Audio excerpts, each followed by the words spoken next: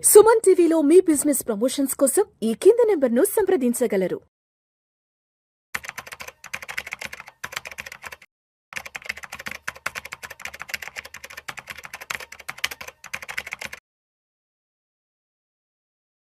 Sir Naveen గారు నమస్తే sir. నమస్కారం అండి. సార్ నవీన్ గారు చూస్తున్నాం కదా, అమెరికా ఇజ్రాయిల్ సంయుక్తంగా కలిసి ఇరాన్ మీద యుద్ధానికైతే దిగారు. ఇరాన్ సుప్రీం ఖమేనీని అమెరికా దాడుల్లో కూడా వాళ్ళు హతమార్చడం జరిగింది. So Khamenei the supreme leader of Iran. So అతను చనిపోయినాక అటు ఇజ్రాయిల్ లో కానివ్వండి, ఇరాన్ లో కానివ్వండి, కొన్ని చాలా బయట దేశాల్లో కొంత సెలబ్రేషన్స్ అయితే పెద్ద ఎత్తున జరుపుకున్నారు. సో అక్కడ దాకా ఓకే. అంటే కొన్ని దేశాల్లో ప్రొటెస్ట్ చేశారు, ఆయన మృతిని కొంతమంది జీర్ణించుకోలేక ప్రొటెస్ట్ చేశారు, కొంతమంది బాధపడ్డారు. అంతకు మించి చాలా మంది సెలబ్రేషన్ చేసుకున్నారు. అక్కడ వరకు బానే ఉంది. బట్ ఎందుకు భారతదేశంలో ఎందుకు ఇరాన్ ఆయన ఉన్నాడు కదా ఖమేనీ, ఆయన చనిపోతే ఎందుకు భారతదేశంలో ప్రొటెస్ట్ చేస్తున్నారు? భారతదేశంలో ఎందుకు కన్నీరు కారుస్తున్నారు? జమ్మూ అండ్ కాశ్మీర్ లో ఎందుకు అక్కడ అరాచకం చేస్తున్నారు? అక్కడ అల్లకల్లోలను సృష్టిస్తున్నారు? ఏంది అసలు?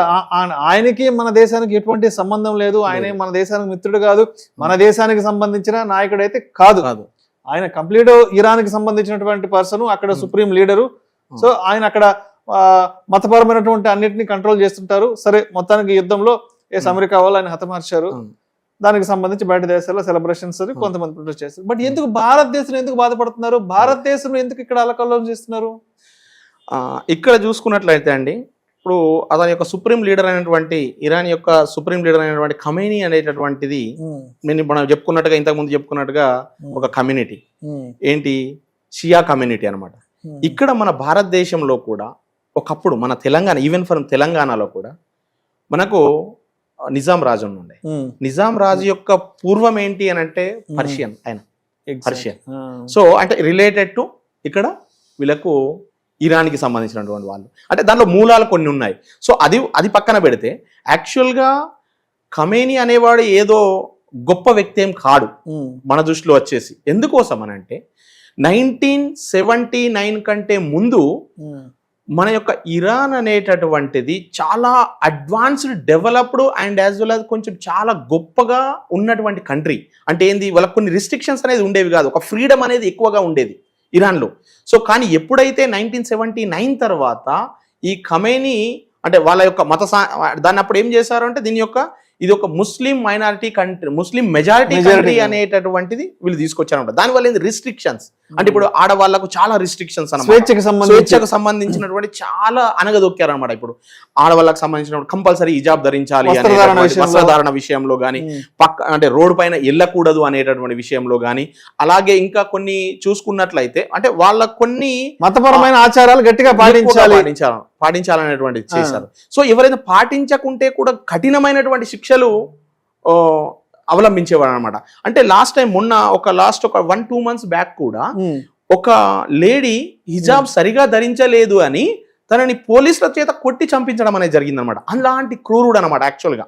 అలాంటి క్రూరుడు అంటే ఏంది, ఇక్కడ దేశాన్ని కాపాడేటటువంటి వ్యక్తియే ఇలాంటి వాటికి హింసాత్మక ధోరణికి పాల్పడితే అక్కడ చాలా మంది, ఇప్పుడు ఇరాన్లో ఉన్నటువంటి చాలా మంది ఈ యొక్క ధోరణి పోవాలి అనేటువంటి అనుకునే వాళ్ళు చాలా మంది ఉన్నారు అక్కడ. అంటే దీన్ని ఖండించే వాళ్ళు చాలా మంది ఉన్నారు. మేబీ కొందరు సపోర్ట్ చేయొచ్చు, సపోర్ట్ ఎవరికైనా కానీ మంచి ఉంటుంది, చెడు ఉంటుంది. కానీ ఎక్కువ మొత్తం ప్రపంచం మొత్తం ఇతను ప్రపంచం దృష్టిలో చాలా చెడ్డవాడుగానే ఉన్నటువంటి వ్యక్తి. అలాంటి వ్యక్తిని మన భారతదేశంలో దేవుడుగా చూడడం అనేటటువంటిది మనము అంటే జీర్ణించుకోకూడదు. అలాగే ఇంకోటి ఏంటంటే అది చాలా మంచి విషయం కాదు, మంచి పరిణామం కూడా కాదనమాట. ఇక్కడ ఎక్కడైతే మనకు జమ్మూ కాశ్మీర్లో కానీ ఈవెన్ ఈ ఏరియాలో మనకు జరిగినటువంటి సంఘటనలు అంటే అతనేదో దేవుళ్ళగా, కానీ వాళ్ళు చూస్తున్నటువంటి ధోరణి ఏంటి అంటే అతను మా మతానికి సంబంధించినటువంటి వ్యక్తి అనేటువంటిది మేజర్ గా చూస్తున్నాడు. మంచివాడా చెడ్డవాడా అనేటటువంటిది కాదు అక్కడ. అంటే అతని యొక్క ఆలోచన విధానాలు మంచివా చెడ్డవా అనేది కాకుండా అతను మా వ్యక్తి, అతను మా యొక్క మతానికి సంబంధించినటువంటి వ్యక్తి, షియాకు సంబంధించినటువంటి వ్యక్తి అనేటువంటి చూడడం వలన ఇలాంటిది. కానీ ఇంకొకటి మనము చెప్పదలుచుకున్నది ఏంటంటే అండి, భారతదేశం తిండి తింటూ భారతదేశంలో ఉంటూ ఎవరో మనకు సంబంధం లేని వ్యక్తి గురించి మనము ప్రేజ్ చేయడం అనేటటువంటిది చాలా చాలా భారతీయులకు అది తగిన విషయం కాదండి. ఫస్ట్ ఆఫ్ ఆల్ చెప్పాలి అని అంటే, ఎందుకోసం మనం ఇక్కడ ఉన్న ఈ గాలిని పీలుస్తూ ఈ తిండి తింటూ మనం ఇక్కడనే ఈ ప్రజల యొక్క అందరి యొక్క ట్యాక్స్ పే చేసినటువంటి దాన్ని మనం చేస్తూ ఈరోజు ఇక్కడ ప్రభుత్వ పథకాలు అనుభవిస్తూ ఇక్కడ తిండి తింటూ అన్ని వీటి అన్నిటినీ మనం సపోర్ట్ చేయకూడదండి ఫస్ట్ ఆఫ్ ఆల్. మళ్ళీ దీంట్లో ఏంటంటే కొంచెం కొన్ని విషయాల్లో సోషల్ మీడియా ప్రపగండా కూడా చాలా ఎక్కువగా ప్రభావం అనేది ఉంటుందండి. సో దీంట్లో కూడా ఎందుకోసం అంటే ఇది మన వాళ్ళని చంపారు అనేటటువంటిది ఒకటి. సో ఇది కూడా మనము కొన్నిసార్లు మనం అవాయిడ్ చేయాల్సినటువంటి అవసరం అనేది చాలా ఉన్నదండి ఇక్కడ. సో నవీన్ గారు, ఇప్పుడు చూస్తున్నాం గత 2-3 రోజుల నుంచి తీవ్రమైన యుద్ధం జరుగుతుంది. మరి ఈ యుద్ధం యొక్క ఇంపాక్ట్ మన భారతదేశంలో ఉన్నటువంటి ఏ రంగాల మీద ప్రభావం పడుతుంది, ఎకానమీ మీద ఎటువంటి ఇబ్బంది ఉంటుంది, వరల్డ్ మార్కెట్స్ మీద కూడా ఎలాంటి ప్రభావం చూపిస్తుంది అంటారు అసలు? ఈ యొక్క యుద్ధం యొక్క ప్రభావం అండి తప్పకుండా చాలా ప్రపంచం మొత్తం చూపించే ప్రమాదం ఉండండి. ఇక్కడ ఏంటంటే ప్రాంతీయ అస్తిత్వం కోసం జరుగుతున్నటువంటిది. అంటే ఏంటంటే ఇక్కడ ఇరాన్ గనక అణ్వాయుధ శక్తిలో గాని ఈ బ్యాలిస్టిక్ మిసైల్స్ శక్తిలో గాని ఒకవేళ ఎదిగింది అని అంటే రేపటి రోజు ఏం చేస్తుంది, అక్కడికి క్రూడ్ ఆయిల్ అనేటటువంటిది ఎక్కువగా వాళ్ళకి ఇరాన్ ఎక్కువగా ప్రొడ్యూస్ చేసే దానిలో ఆల్మోస్ట్ 20 to 30% ప్రపంచంలో సప్లయర్ ఎవరు, ఇరానే ఉంటుంది. సో వాళ్ళు ఒకవేళ మా దగ్గర ఇవన్నీ ఉన్నాయి, అణ్వాయుధాలు ఉన్నాయి కాబట్టి మేము చెప్పిన రేట్కే కొనాలి అనేటటువంటి సిచ్యువేషన్ కూడా వచ్చే అవకాశం ఉందన్నమాట. సో ఆ ఉద్దేశంతోనే ఇప్పుడు అమెరికా కానీ ఇజ్రాయెల్ కానీ ముందు అక్కడ ఉన్న సుప్రీం లీడర్ని పడగొట్టి వాళ్ళని కంట్రోల్లోకి తీసుకురావాలనేటువంటిది ఒకటి చేశారు. సో ఈ యుద్ధ ప్రభావం అనేటువంటిది చాలా ఎక్కువగా అన్ని ప్రపంచ దేశాలపైన ఉండే అవకాశం ఉంది. ఎందుకోసం అంటే అక్కడ ఒక జలసంధి ఉంటుంది అనమాట. ఆ జలసంధి గుండానే ఇప్పుడు ఇరాన్ దానిపైన ఆల్మోస్ట్ గా కంట్రోల్ తీసుకొచ్చేసింది. అంటే ఏంది, ఆ జలసంధి గుండానే ఆల్మోస్ట్ గా మనకు 20 to 30% ట్రాన్స్పోర్టేషన్ జరుగుతూ ఉంటది అనమాట.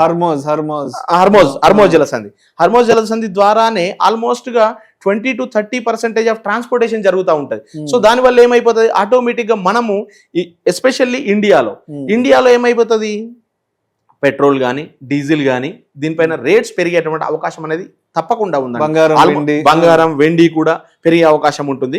బట్ దీంట్లో మనం కొన్ని ఆలోచించేసింది ఏంటంటే మనకు డిఫెన్స్ కు సంబంధించినటువంటి కొన్ని పెరిగే అవకాశం ఉంది. ఎందుకోసం అంటే ఈ ప్రపంచ దేశాలకు అన్నిటికీ ఇప్పుడు డిఫెన్స్ కు సంబంధించినటువంటి ఈ ఆర్మ్డ్ ఫోర్సెస్ కు సంబంధించినటువంటి వస్తువులు కానీ ఇవన్నీ వీటికి డిమాండ్ పెరిగే అవకాశం ఉంది. కానీ ఈ మనము ఏంటి అని అంటే మనకు నిత్యావసర వస్తువులు కూడా పెరిగే అవకాశం అనేది ఉంటుందండి. ఎందుకోసమంటే ట్రాన్స్పోర్టేషన్ ఆ జలసంధి గుండానే చాలా ఎక్కువగా ట్రాన్స్పోర్టేషన్ జరుగుతుంది. కాబట్టి ఇప్పుడు ఇరాన్ మేబీ దాడి చేస్తుందేమో, లేదంటే ఇజ్రాయిల్ దాడి చేస్తుందేమో అని షిప్స్ కూడా అటు వెళ్ళే ప్రయత్నం చేయవు. కాబట్టి తప్పకుండా వాటిపైన ప్రభావం అనేది 100% పడే అవకాశం అనేది ఉందండి తప్పకుండా. అలా. Thank you sir. Thank you very much.